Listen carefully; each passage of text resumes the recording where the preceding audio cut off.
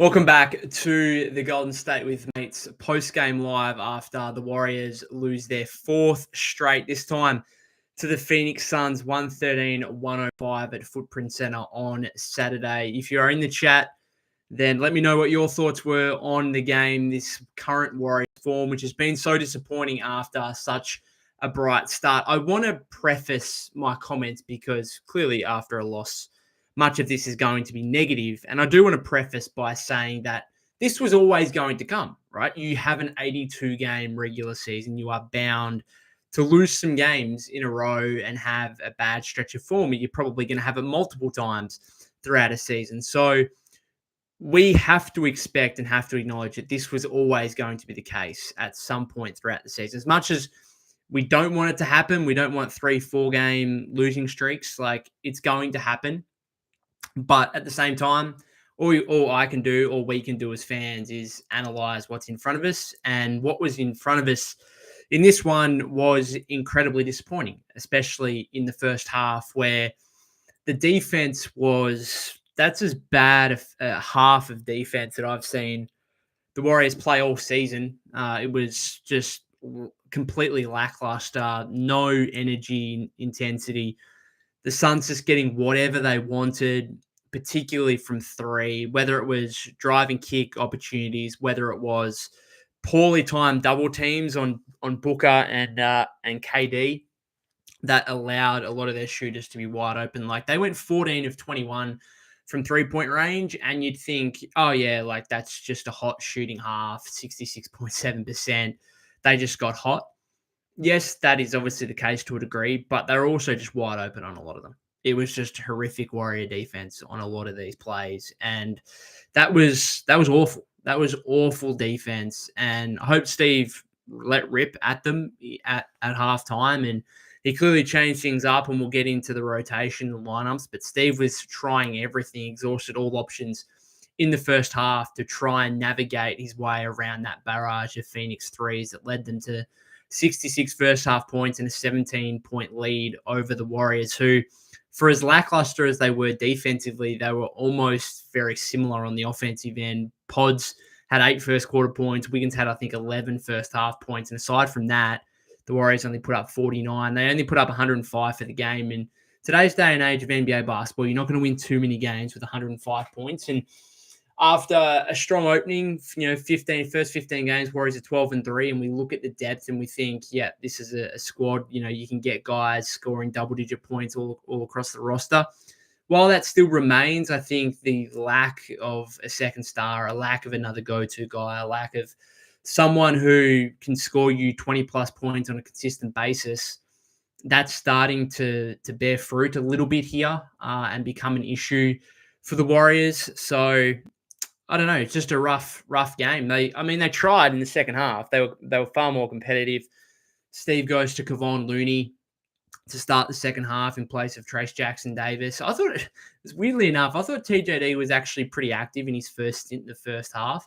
But his form in general has really tapered off. He's had a poor second season. There's no other way to put it. He's had a poor second season. He played less than 4 minutes the other day in Wednesday's loss to the Thunder, albeit that matchup doesn't particularly suit him necessarily, but he plays, he did play 16 minutes, to be fair, here. Sorry, no, he didn't. That's wrong. I'm looking at Phoenix. I'm looking at Mason Plumlee. He played 15 minutes. Trace Jackson-Davis went 1 of 5, 2.6 rebounds.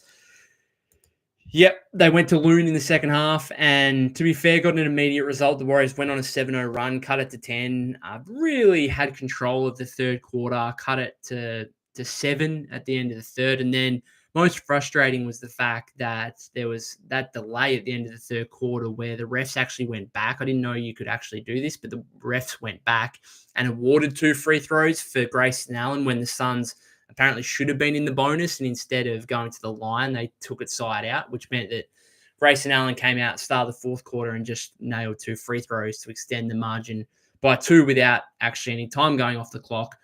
Buddy Hield, I think, made a tough 3 with just over 8 minutes to go, and the margin was still 7. And you think, okay, if the Warriors are good enough here, they've been able to slightly manage the non-Steph minutes, get Steph back in, and maybe your chance. And then all of a sudden, Phoenix go on a 10-0 run extended back to 17, and the game's pretty much done and dusted from there. The Warriors, I mean, it was even more disappointing, I suppose, that they actually really lifted their intensity and pressure in the final few minutes, forced Phoenix into a couple of mistakes, a couple of turnovers, one 8-second violation where they were pretty lackadaisical. So the Warriors probably made it look a bit better and made it a bit tighter in the final 60, 90 seconds than what it ultimately was.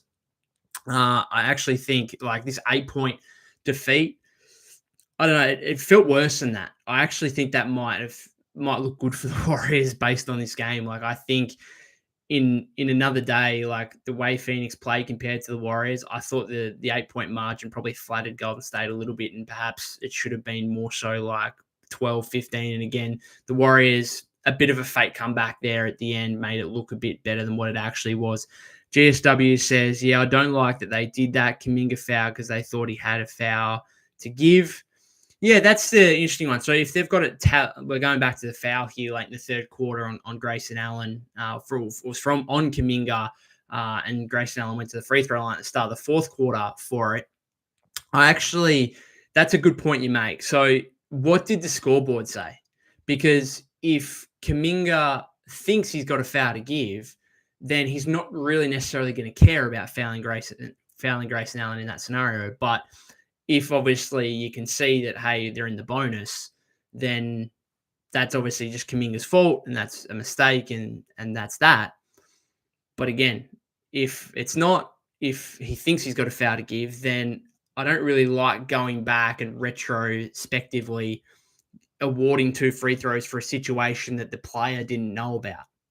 I don't know. I don't particularly like that, but I mean, it is what it is. It didn't make a difference in the game. It's not as if the Warriors lost by 2 points and we can really focus on that. I think they were outplayed. That situation, those 2 free throws, it's annoying. It maybe halted momentum a little bit, and maybe you could try and point at that. But to me, it didn't really make too much of a difference. The Warriors were just outplayed on both ends of the floor. And I think a lot of the off-season aspects here that we thought were going to be issues for the Warriors have started to become so. I think clearly the lack of a second star, a lack of a second go-to guy, even if you want to put Wiggins in that situation, like Wiggins is playing well at the moment. He has another 18 points, not overly efficient, 7 of 17, 4 of 9 from 3 is good. Like he was reasonable. He's been good. I think it's like 6 games in a row now, maybe with 16 or more points. Like he's playing well, Andrew Wiggins. But Steph, there's too much of a burden on him. He's clearly affected by the knee issue. He had, I think, 1 made field goal in the first half. Really looked like he was not laboring, but just not Steph Curry, not the Steph Curry we're accustomed to. And the second half, he got going a bit. He finished with 23 points, but it took 21 shots. It was hard work for him. And he's going to face a lot of defenses which are just throwing bodies at him. And they don't have, like, at least with Phoenix, you've got KD and Booker, right? 2 guys. And, I mean, Bill was out of this game. You've also got him when he's available as well. And they're just drawing so much attention that's leaving everyone open. Like, if you look at this from a Suns offense perspective, Booker and KD combined to go 15 of 40 from the floor. Like, they were not overly efficient whatsoever. The Warriors actually did pretty well in containing those 2 guys. KD went 7 of 20, 3 of 8 from 3, and Booker went 8 of 20. They were 15 of 40 from the field, 6 of 16 from three-point range combined. But it was all the ill-advised double teams in the first half, not pressuring those guys enough to try and force turnovers if you are going to double team. The drive and kick situations. Grayson Allen, Tyus Jones, Royce O'Neal, Monte Morris combined to go 12 of 18 from three-point range, I believe it was. Allen goes 3 of 6. Tyus Jones goes 4 of 5. O'Neal 3 of 4. Monte Morris 2 of 3. That just kills you. And we've seen that. We've seen that with the Warrior defense where they take a risk and say, okay, we are going to try and double and put pressure on the opposing star players and make the role players beat us. And sometimes it works for them, sometimes it doesn't. I'm like going back to their first loss of the season against the Clippers. That was really a tactic where they kept Harden relatively quiet. But a guy like Derek Jones Jr. I think had 18 points. Zubac had 23 points. Like these things, this is kind of how the Warriors play, and sometimes it'll work for them, and sometimes it just won't. A few comments, sorry guys, here. GSO says, with the late run, it would have been a 2-point game at one point. Yeah, possibly. Again, we can argue about what that meant, that those free throws to Allen, but I just don't want to get into it. It sounds. I know if I was if I was a Suns fan and listening to me right now and I was complaining about that, it'd probably just sound like sour grapes, and I don't want to do that. Like, I want to give credit to Phoenix. They were just the better team on the night. I think there's no doubt about that. I'm just going to go V Ghost here. That's not how it's pronounced. But anyway, I don't like Pod starting. I think we need a two-way scorer next to Steph in the backcourt to keep the defense on their toes. And there are too many connector pieces on the floor at once. And they can't all start, basically, is what he or she is saying there. I actually thought Potts played well. I thought it was one of his better games, which is interesting because I agree with you. Like, they need a two-way scorer. I don't think it necessarily needs to be a two-way scorer. Ideally, it would be, but I'm sorry, Melton was just perfect. And there's no coincidence here that Melton's gone out of the lineup and the Warriors are 3-5 in the 8 games he's missed since. It just, there's no, like, I don't know. I said it at the time. I'll say it again. We don't understand how much, well, we do now, but I said at the time when that was diagnosed as a season-ending injury, I said, I don't think people understand how big of a loss this is, because he was the perfect starter next to Steph to provide impact on both ends of the floor. And the Warriors just don't have someone to be able to provide anywhere near that level of two-way impact. It's really disappointing, and I don't know what they're going to do with it moving forward. I actually think Pods might be their best option. The only issue with that is Pat Spencer. I know he played well the other night against the Thunder, brought some energy. I'm still not sure he should be playing in the rotation. And if you're going to start Pods alongside Steph, then that brings Pat Spencer into the equation, and I don't know if I want that, to be totally honest. Berserk Monk says, yeah, lack of a second star really showed tonight. Steph didn't play well at all tonight, couldn't get in rhythm early enough. The lack of a second star has been an issue over this entire losing streak, particularly in these close games down the stretch against, this game was semi-close, I guess, but more so the 3 previous ones where the Warriors could have really won those games. I think they were outplayed in this game. The previous 3, San Antonio, Brooklyn, and OKC, I think they could have won all 3 of those games. Right. In a different world, the Warriors have actually gone 3-1 in this 4-game stretch instead of being on a 4-game losing streak. And I think during those games down the stretch, the Warrior offense has really struggled in fourth quarters, and that's where a second go-to guy, a second star scorer would be incredibly helpful. And again, there's a game like this, there's just too much pressure on Steph. So that's one of the biggest, if not the biggest issue coming into the season, was like, can this team be good enough to get away with not having a second star? Can the depth be enough? And it was throughout the first 15 games, but it's starting to rear its head over the last 3 or 4 here. Berserk, I'm just going to spell this out. VGHXST says, I would like Moody to start the 2, get a rhythm and be enabled as a scorer in the starting lineup, because the Pods with Steph and Dre and TJD is so predictable, as in the offense making it that much harder. Yeah, no, I agree with you. I'm just not sure Steve sees Moses as the option. He played less than 3 minutes in the first half, and that was it. Didn't play at all in the second half. Moses Moody finished, 2 minutes, 46 seconds, took 1 3-point attempt, missed it, was a -5 in his 2 minutes and 46 seconds. Steve went 13 deep in the first half. We've been getting on him for this 12-man rotation. He goes to 13. And a lot of the starters still played. So Pods plays 33, Steph 32.5, Draymond 30.5, Wiggins 33.5, TJD 14.57. Then off the bench, Peyton 12 minutes, 17 seconds. You could forgive me for not actually realizing he was out there. He didn't have any impact. Healed 16 minutes, 25. Kuminga 19 minutes, but he played like the last 7, I think it was. And at one point, it looked like Kuminga and Moody, who are your 4th-year lottery picks, were going to play a combined less than 15 minutes. And if that was the case, that would have been a huge talking point, because at what stage, I don't know. I look at this game and I'm not entirely joyed by the fact that 2 4th-year lottery picks, Kuminga and Moody, saw less playing time and were really outplayed by a pair of Phoenix rookies who were both, in the case of Ryan Dunn, was a late first-round pick and Iguodala was a second-round pick. and they outplayed 2 fourth-year lottery picks from the Warriors. That's not good. to put it mildly. That's just not good. That's a problem. Real problem. And it makes you wonder, like, why are those guys still on the roster if they're going to play, if Moody's going to play 2 minutes and 46 seconds and Kuminga's going to play 19, and a lot of those came late when the Warriors needed some quick offense. And he provided that to a degree. He did have 12 points, but I don't know. We'll get into a few more comments here, and then I've got some more stuff that I'd like to get to. Berserk Monk said, Moody just had too many mistakes back to back. I knew he was going to get pulled, not return. Yeah, I agree with you. Drew said, what happened to Buddy? Buddy, and Berserk Monk says Buddy has cooled down. Okay, this leads me into another conversation. So Buddy Hield, first 10 games of the season or whatever, was absolutely unreal. Basically leading the league in bench scoring, leading the best, I think historically, the best bench of all time in scoring.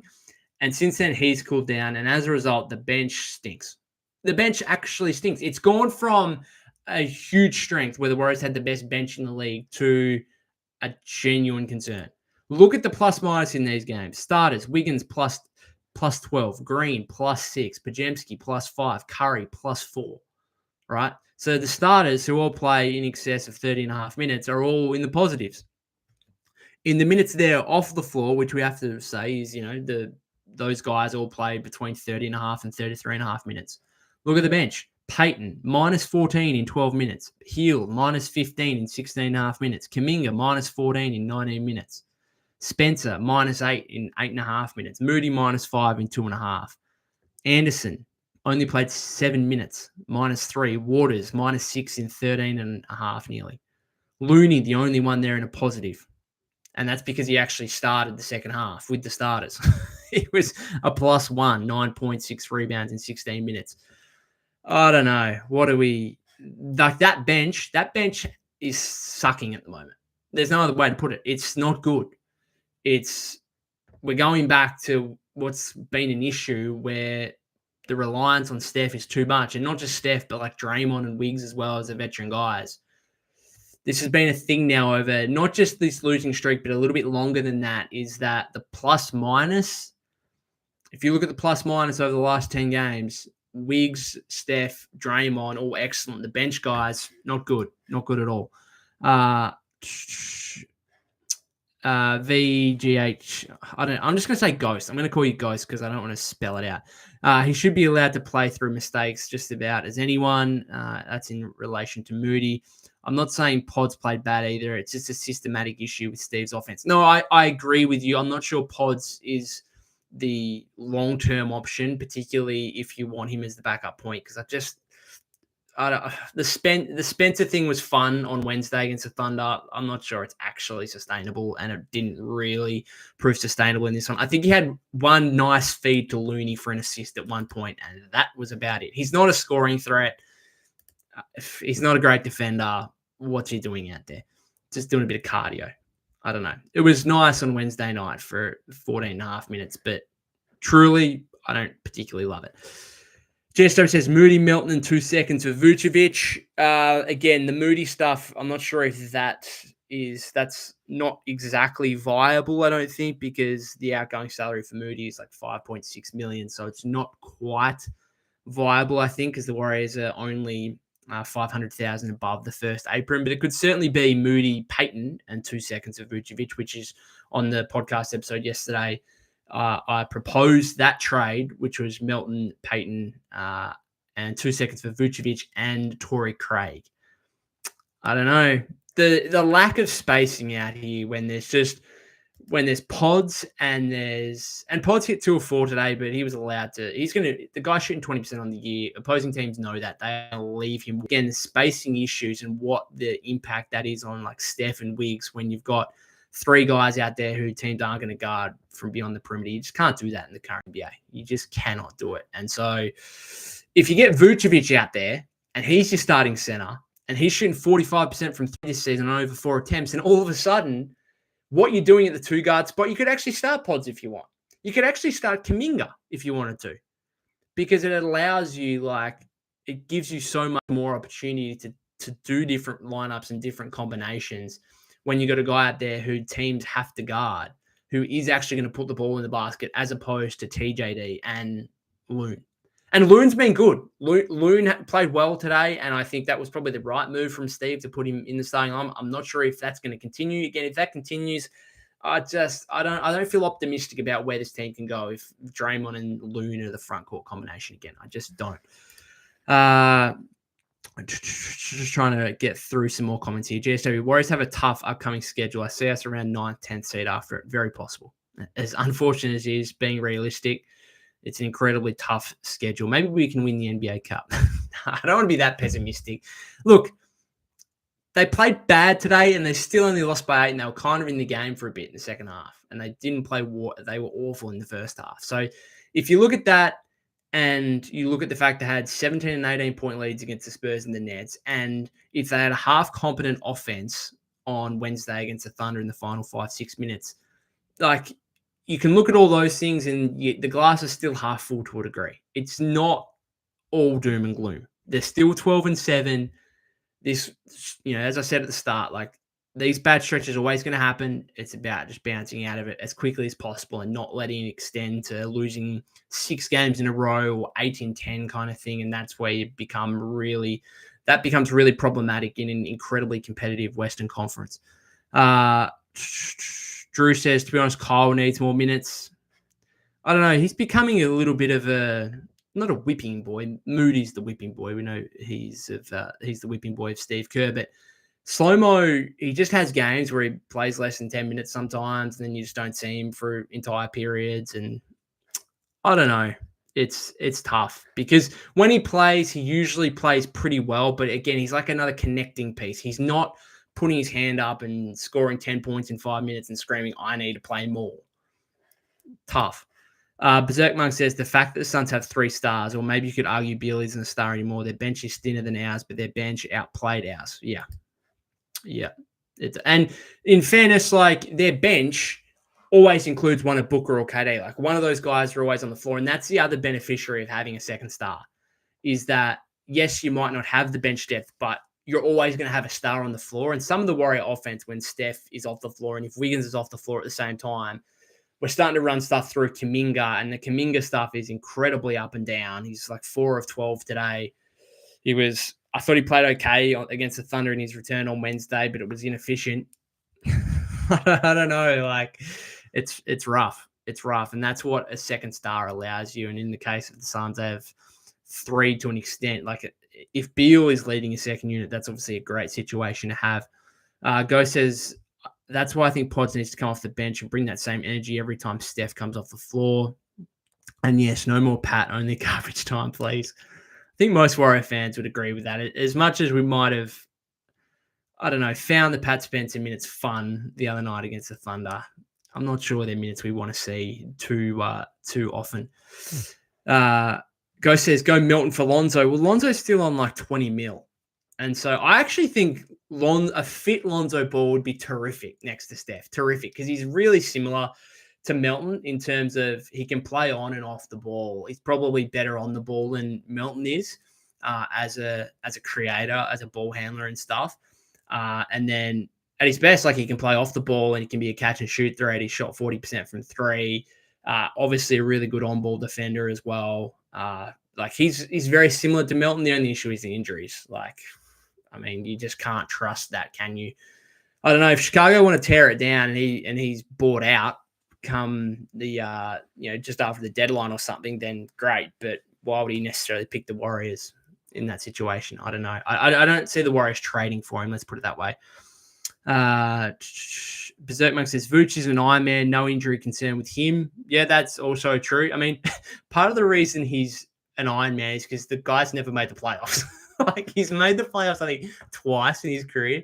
It's actually, and I shouldn't laugh because I think that's actually concerning. The fact that this guy is a 2-time All-Star, I'm just looking it up right now.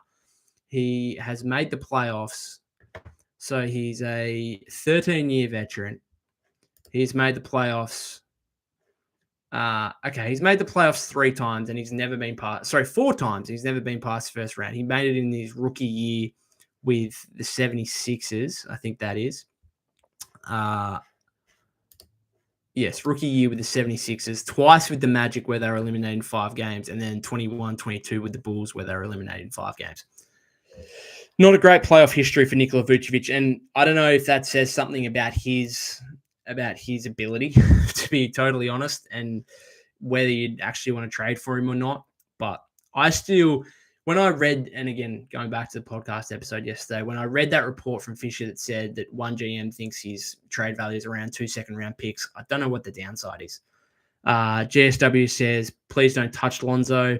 It's just too difficult with the injuries. Ghost says, Lonzo could be more modern-day Sean Livingston for us, low-key, but I would love to see Vooch too. Yeah, I mean, a cool comparison, that's fine, but what was Sean Livingston making in his Warrior career? Certainly not the $20 million Lonzo Ball currently is. So if you're talking about free agents during the offseason, you can get Lonzo Ball for less than $10 million. I'm all for it. I agree with you. I think he's a good fit when he's up and running and healthy, but is he ever going to be fully up and running and healthy completely? I don't know. Drew says my lineup: Steph, Wiggs, Kuminga, Dre, and Looney or TJD. So that was obviously the lineup they started with at the start of the season with Steph, Wiggins, Kuminga, Draymond, and TJD. The lack of spacing, though.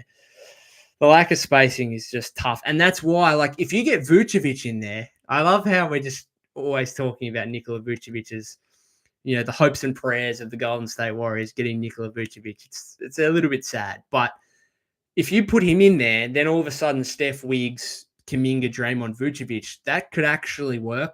That actually could. And then you go back to pods in the second unit, and you've got Buddy Hield, and you've got one of Looney or TJD. At this point, I think if you got another big man, I think TJD would just be out of the rotation completely the way he's playing at the moment. Again, I thought he had a couple of nice defensive plays early, but the form overall isn't good. But yeah, if you've got Pods and you've got Moody and Buddy Hield and Looney, that's 4 guys. Anderson is 5. Like, that's the thing. The Warriors could make a 2-for-1, 3-for-1 trade, and they're still going to have a reasonable depth. Like, they're still going to have a solid 10-man rotation. They used 13 players today, for goodness sake. 13 players. GSW says it's because Vucevic is a perfect fit for us. Berserk Monk says Vooch isn't that big of a risk asset-wise if we snag him for 2 seconds, GP2 and Melton. Yep, exactly your line proposing. I said in the podcast episode yesterday, I just don't see the downside in the guy. He doesn't have, as Berserk Monk said before, he doesn't have any really injury issues or history to speak of. So, yes, he's 34. He's got 1 year after this. The only downside is that he just starts to stink it up, and you got a guy on $20 million who you can't really trade, and he's on the roster again next season. Like, that's really the only downside. It would also cost you your flexibility in the offseason because if you're trading Milton and GP2, those are both expiring contracts. And so if you trade both those guys, so Vooch, who's making $20 million again next season, then all of a sudden what you can do in free agency and your prospective options there are limited. But again, I think the Warriors can continue having reasonable depth, and maybe you can bring one or both of those guys back in free agents on close to minimum deals. Like, I just don't think Gary Payton II is going to be getting anything more than a minimum at this point in free agency. There's too much talent out there for him to be getting more than that.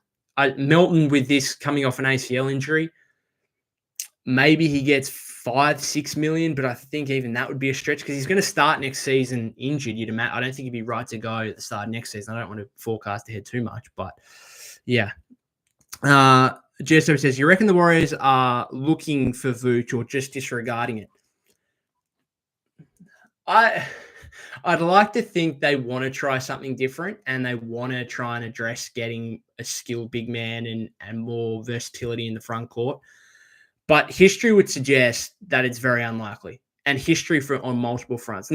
So when you say that Vooch is a perfect fit, I don't think he's necessarily he's not a great fit for what the Warriors have done previously.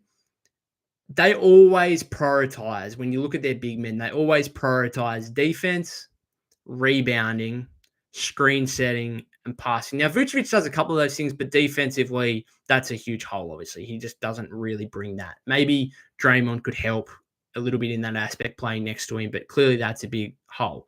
So Vucevic is different to he's very different to Looney and TJD, and even going back to an Andrew Bogut and a Zaza Pachulia and a JaVale McGee and whoever else you want to plug in there as the Warriors centers over the past decade. Like, which centers of the Warriors had that you look at and say, oh, we're actually going to run plays through him to score the ball? Maybe DeMarcus Cousins for half a season in 2018-19. But aside from that, the Wiseman experiment, maybe, like in his rookie year, I don't know. But the Warriors, they don't look for scoring big men. They've never really had one. The last time they heavily invested in one was Wiseman, and we know how that worked out. It's probably scared them off looking for that type of player. They also, like, financially, they've currently got Looney on $8 million. I was looking it up before. Looney has not made over $8 million in any of his 10 seasons. He's always been on $8 million or less. Just not obviously getting paid a whole lot. Trace Jackson-Davis is on a 4-year, $7.6 million contract. Their only other genuine center is Quentin Post on a 2-way contract. They do not spend money on big men. They don't. They've always done it on perimeter guys and forwards. Steph, Clay, Jordan Poole, Draymond, who we still classify as a forward first and foremost, KD, obviously, Wiggins.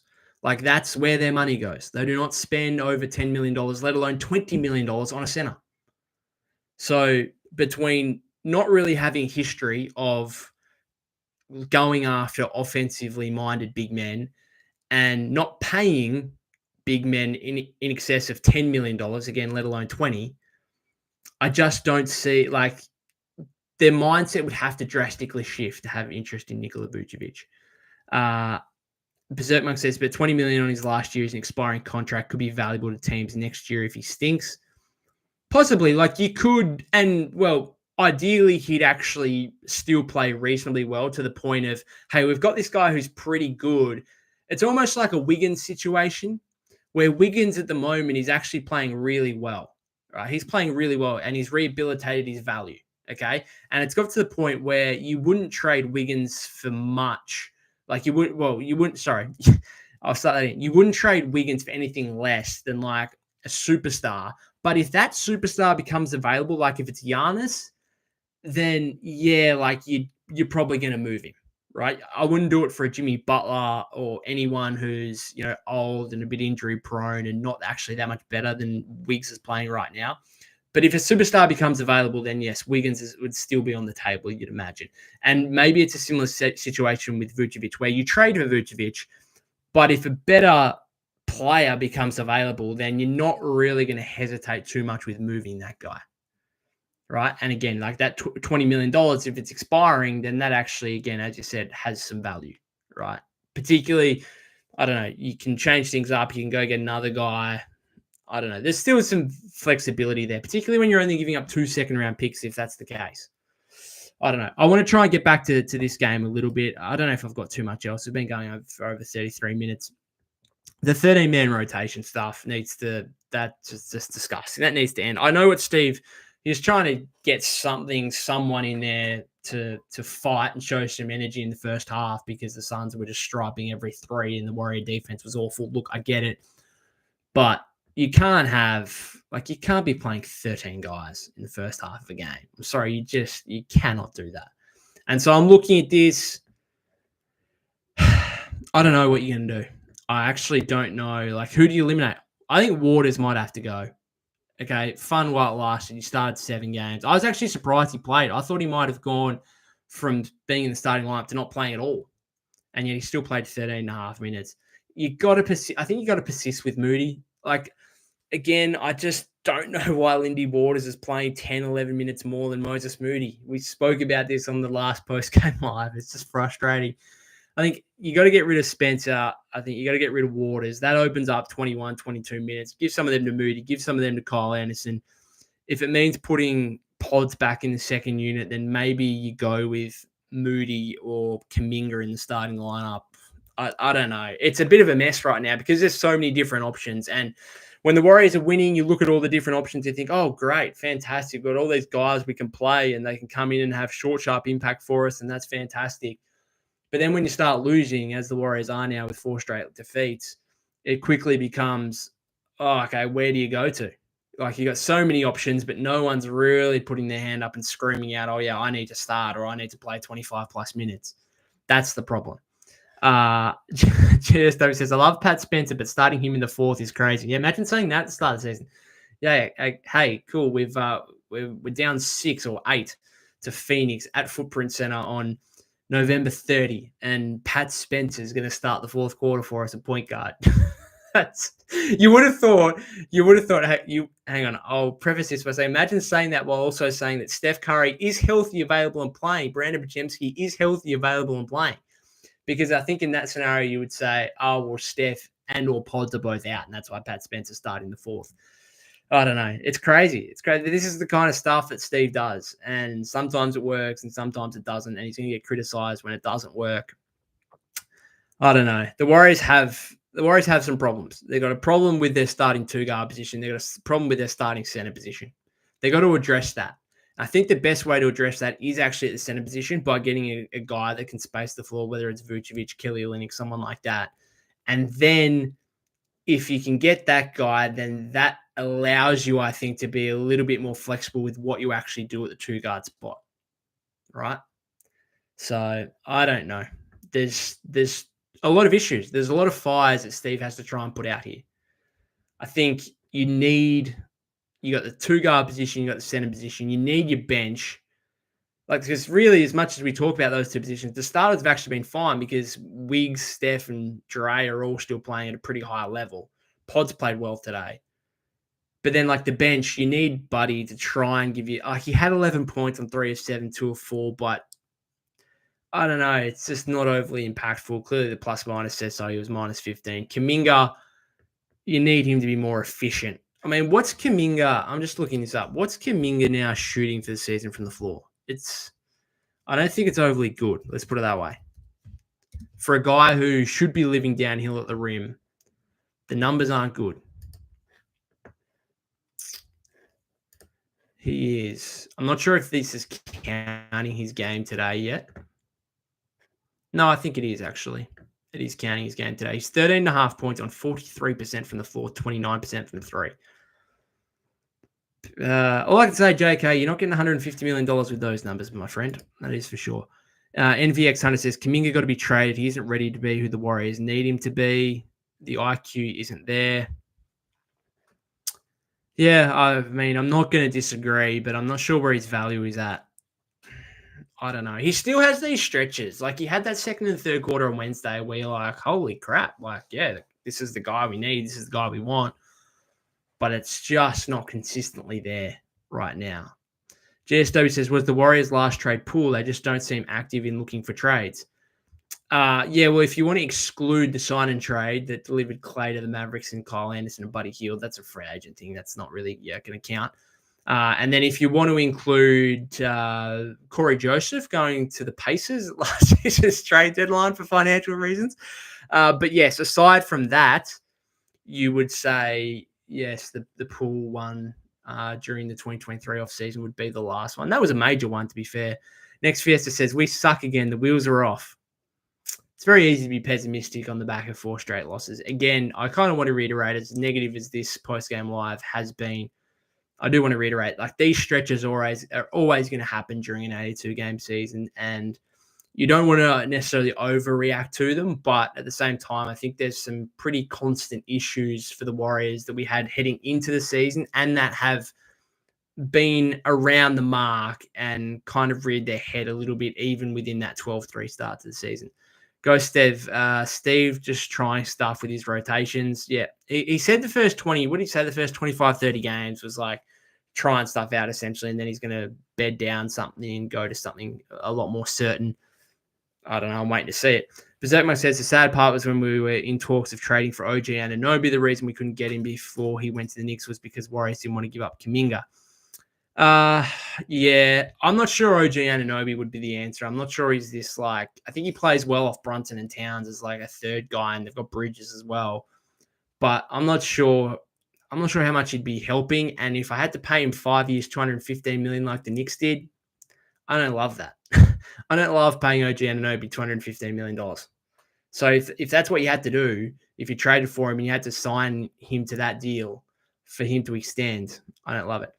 NVX 100, those stretches is what provides the value. He shows little flashes where he strives. If he goes to a trash team, he can develop there, but he isn't playoff ready. Yeah, it's a problem. It's a problem when we're talking about a guy in his fourth year going to a trash team and developing there. Like, that's part of the problem. Is it's like it's fourth year now. Surely, if it was going to be the case, if this guy was going to be a star, we would have seen it already.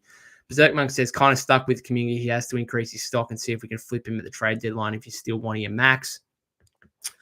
Well, maybe we'll look back at this in 12 months and Kuminga has, not had a great season, and then all of a sudden the Warriors can re-sign him on like less than 100 mil in restricted free agency, and then he comes back, has a big off season, and starts really well next season. Who knows? Maybe it's all part of the grand plan. I don't know, but it's been a little bit disappointing with him. Like, he's still 13.5 points a game. He's still 4.1 rebounds. He's still 2.1 plus minus on the set. What is he totals? He's just decides to load. Does it want to? Kuminga is plus 35 and he's 387 minutes. So the minutes aren't a disaster for him, but it hasn't been a good season. I just look at a guy that plays the way he does, shooting 43.1% from the floor. Not ideal. Ghost says JK will be better. He had from about this point, I reckon, last season, maybe a bit further in, like the 35-40 game of last season, and then across the second half of last season, he was excellent. Really took a jump, and maybe that will be the case again, but it's almost a bit, it just doesn't really help when a guy has a breakout second half of a season, then he comes back and he's worse the start of the next season. And then if he makes that jump again, cool. But then we've just got the same guy we had the second half of last season. He hasn't actually improved. I don't know. Berserk Monk says, yeah, but I try to compare Kuminga to Wagner. I thought this game against OKC was going to be Kuminga's Wagner-like breakout to show us he's that guy. Let's just not compare those guys because otherwise we're going to – I know it's easy to do because we could have had Wagner. He was taking the pick after Kuminga. But if we keep comparing those guys, it's going to be a sad tale. We're not going to have too much of a fun time. Let's put it that way. I'm going to finish it up there. The Warriors play the Nuggets NBA Cup game. If you want some positives, the Warriors, even before this NBA Cup game on Tuesday against the Nuggets in Denver, they will be in the NBA Cup quarterfinals. So there's still that on the radar. Other than that, I'm going to finish it up. Thank you very much to those of you that have commented, or if you're tuning in on replay or listening via your podcast feed. I might be back for an episode before that game against the Nuggets. We'll see how we go. Otherwise, I'll certainly do a post-game live on Monday, I think it is. Did I say Tuesday before? It's Tuesday my time it's on. Monday, I think, American time. So anyway, I just get so confused with the time differences and stuff like that. But anyway, thanks again for those of you that have tuned in, and I'll see you either on the next podcast episode or on the next post-game live.